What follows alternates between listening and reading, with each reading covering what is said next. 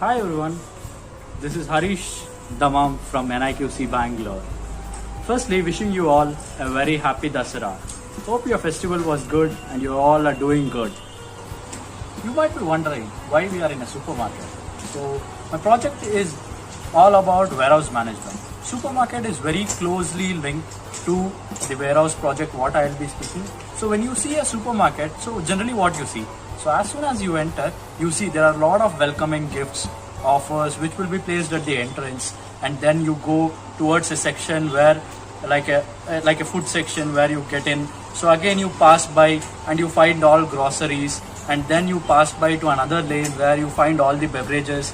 So and another section where you will be having different kinds of clothing, a section, separate section for clothing, separate section for footwear, and like this a lot of sections are being categorized. So this is all about warehouse management where every one of you look into it in your day-to-day aspect. Lean. When we talk about lean, so usually people tell that what are the different types of lean tools you have used, what is the tool you have used to reduce the waste. So apart from using these tools, there is also a 5 principles of lean which is very important. So tools are something we use between these 5 principles at different stages in order to reduce waste. As we all know, the 5 principles are very important, starting with the value stream, flow, pull and perfection. So these are the 5 principles what I have used in my project as well in order to reduce waste in the warehouse. As I was speaking about different sections like grocery, food, clothing, etc. So what are these sections called as? When you compare to a manufacturing unit, so these sections are nothing but they are the workstations. So these are the different sections where different kind of processing is being done.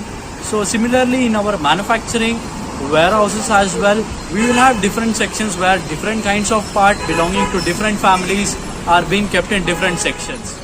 The project I'm gonna speak further is all about how do we create value in each workstations, and how do I create a flow and to minimize the movement in the warehouse, and also how do you optimize space, and then going further how do we implement a pull system so that your inventory is being managed. So come on guys, let us see the implementation of lean. Hi, welcome back guys to the presentation on lean implementation in warehouse. So going forward, so this is the warehouse what you are seeing. So before implementing lean, so you can see there are a lot of challenges, like there is no 5S, no first in first out followed. So when you want to search for a material, there is no identification as such. Well, it is very chaotic in nature. Material handling is difficult because of the large boxes.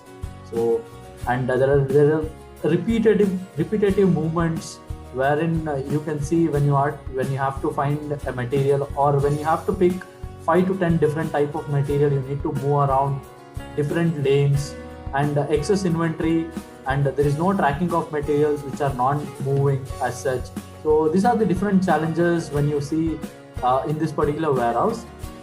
So what was the path forward in order to improve this? So the thing was, like, we created a value stream, designed it to optimize the overall lead time, and introducing a supermarket concept and a surplus market concept in warehouse with a single piece flow and group layout. So what do you mean by supermarket? So the same thing whatever I was showing you in the earlier supermarket. So whenever the stock is being consumed, it will be replenished, and the surplus market is nothing but the extra stock which will be there in the godown. So once the material in the supermarket, when it is consumed, so material from the surplus market is being filled in the supermarket. Single piece flow is where you take your trolley and you start walking to different sections, as I said, starting from food, clothing, footwear, beverages, etc, etc. So that is how you move, and these different sections are nothing but the group layout what we are doing. So these 4 concepts I have utilized and implemented in the warehouse. So going further, what is the planning what we have done and what is the approach? So you will see. So these are the 5 steps what is there.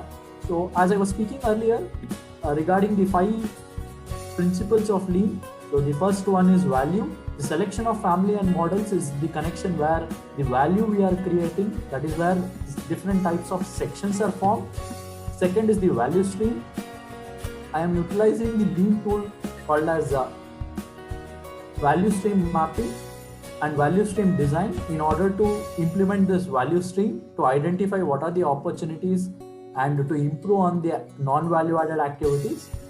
And the third principle and the fourth principle, flow and pull, are being analyzed, and a layout is being planned in such a way that we are having a continuous single piece flow and a pull mechanism where I was speaking about the replenishment cycle. So that is where is the fourth. And the fifth principle is perfection.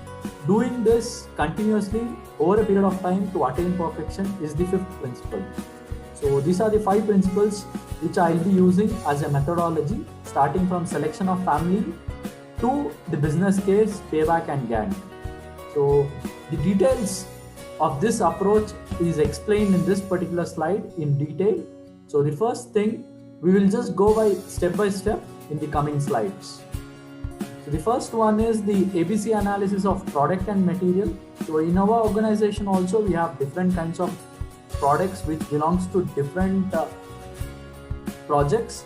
So that is where the materials are being segregated into ABC, and then a material type classification matrix is being conducted, and also a plan of what is the stock level required for each part. So, and after this particular value is being created in the first module, then we go for value stream mapping. So in the value stream mapping, so we have 2 things. One is value stream analysis, which speaks more about the current state, and value stream design, which speaks more about the future state. So value stream analysis consists of the analysis of the process and stocks what we have, and the material flow and the information flow, how it is going on. So I'll just show you a glimpse of how the value stream mapping is created. So before that, this is the methodology and steps followed in order to create the value stream. So the first and foremost thing is we need to create a team and have a plan. So we already have a plan. So before that, we created a team and then we started doing the value stream. And 2 important things in the value stream is you should always focus on the process, not people, and also ask question and document the observations. So with the help of this, we will be able to create a value stream mapping which consists of all the details. And please do not suggest any changes during the work. So that is the one important approach what a team needs to have during value stream mapping. So in this particular slide, you can see how a value stream mapping is created and all the information flow and material flow, lead time, cycle time and movements are being recorded. And a summary shows that a lead time of 79 days is required for a material when it comes to the store till it gets picked to as a part of a bill of material for producing a product. And also the cycle time of 6 days, and there is a movement of 5.22 kilometers. So this particular cycle is being taken for 100 parts as a sample. So how do we improve this is what we were looking at. So this is the current value stream mapping, what you're looking at. So next is we had to create a value stream design of all by having all the opportunities, marking down all the opportunities and the delays and downtimes in this value stream.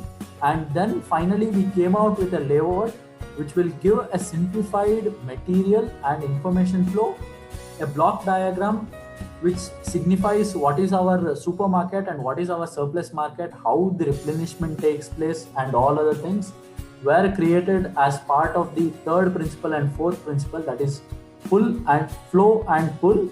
So, and this is where you can see a warehouse layout. So where one side you have a supermarket, on the other side you have an excess warehouse, that is nothing but your surplus warehouse.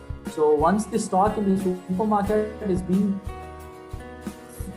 getting consumed, the extra material what is there in the surplus market is being pulled to the supermarket with a Kanban card. So that is how things are being carried out. So this is an example. This is the view what you can see. By removing all the carton boxes, we have placed the bins with partitions where we will be having a defined stock, what I was telling in the first principle, that is the value, and then going further. So these are the benefits what we achieved from implementation of lean in warehouse. So this project was done over a period of 1.5 years. So with an investment of 30 lakhs, and we were able to, as I was speaking earlier, there were a lot of searching, movement, and there were a lot of chaos and other things. And during the end, so we were able to overcome that, and 50% reduction in lead times. And we have one of the best 5S in the warehouse. And first in, first out was followed with 2-bin system, easy material handling, because a bin consists of a small amount of material, not the excess stock, where you can handle things at a relatively easier rate, and reduction in movement from 5 kilometers to 1 kilometer per 100 parts, and excess inventory was controlled, and also the employee morale was increased, and they were all motivated to work in a better atmosphere. So this is all about my project, what I would like to share with you all. So this is how. So this is the important slide where I am just sharing it again for a recap, where you can see this is the important concept and methodology what I have used to implement lean in warehouse. So finally, I would like to thank DN Corporation for giving this wonderful opportunity and platform to showcase the work what we have done. Thank you all, and thank you DN Corporation. Thank you. Hope this session was interesting.